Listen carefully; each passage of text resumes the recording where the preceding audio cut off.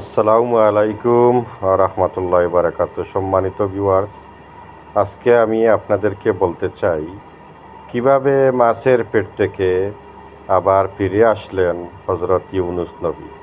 এই যে আপনারা এই মুহূর্তে রৌজাটা দেখতেছেন, একেবারে সাধারণভাবে এখানে রাখা হয়েছে হজরত ইউনুস নবীর রৌজা।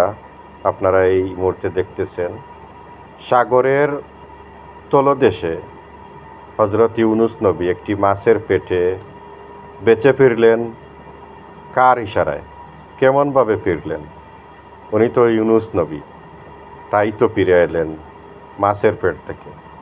আমাদের মতো সাধারণ মানুষ কখনো কি সেই আশা করতে পারবে?